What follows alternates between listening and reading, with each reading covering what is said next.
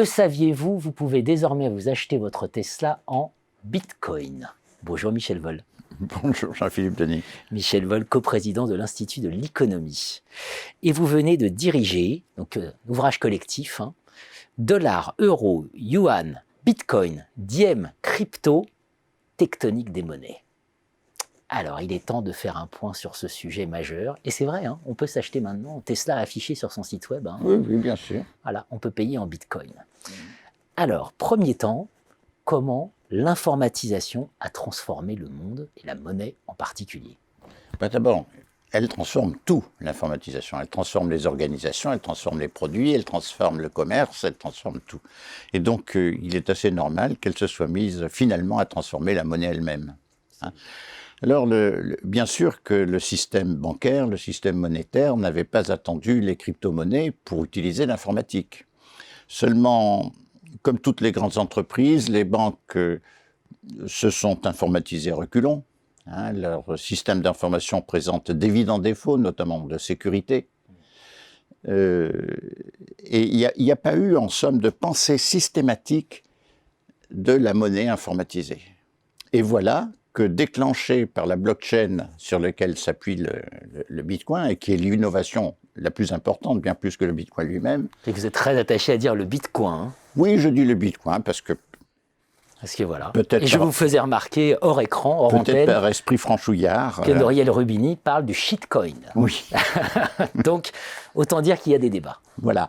Donc, cette blockchain a introduit des possibilités informatiques qui méritent l'attention et qui apportent à diverses fonctions de back-office, identification, habilitation, notarisation, chiffrement, sécurisation, etc. Beaucoup de possibilités, et avec en plus la possibilité de faire ce qu'on appelle des contrats intelligents. Alors on y pensait déjà à l'époque où on pensait à l'EDI, vous savez, échange de données informatisées. Mais là, ça se systématise et c'est tout à fait intéressant. Alors arrive... Ce qu'on appelle les smart contracts, c'est ça? Smart contracts, oui, contrats intelligents. Et de nouveau, je préfère le français. Et donc, là, il se passe quelque chose, effectivement, de tout à fait nouveau. Avec, en particulier, cette histoire de contrat intelligent, ça permet de rentabiliser l'économie des jetons, des tokens, si vous préférez le mot anglais. Ces petites choses de rien du tout, les miles du transport aérien, les primes qui sont données aux clients fidèles par la grande distribution, mais aussi le droit que vous avez lorsque vous déposez une contribution bénévole. Vous connaissez l'histoire de Huffington Post, ce qui s'est passé? Je ne me rappelle plus ni la date et le montant, mais enfin, Huffington Post, c'était un site de journalisme, on peut dire, qui fonctionnait sur la base de contributions bénévoles. Et puis un jour, ce site se vend, je crois, 325 millions de dollars.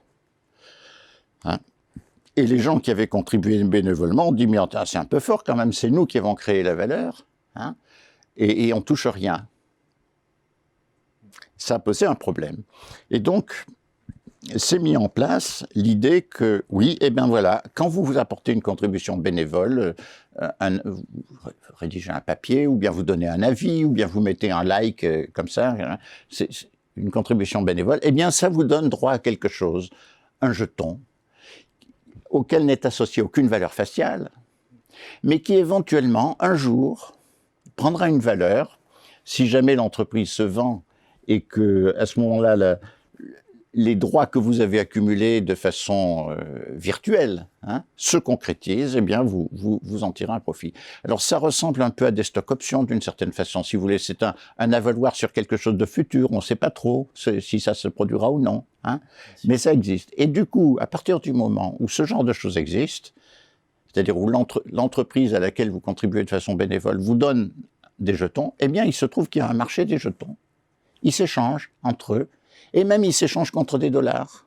Ce qui fait que finalement, même s'ils n'ont pas de valeur affichée, ils ont une valeur quand même.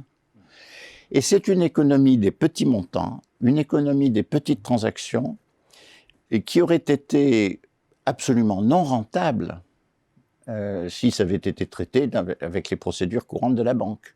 Mais que justement, l'informatisation des crypto-monnaies, avec la blockchain et tout ce qui s'ensuit, rend tout à fait rentable, faisable, etc.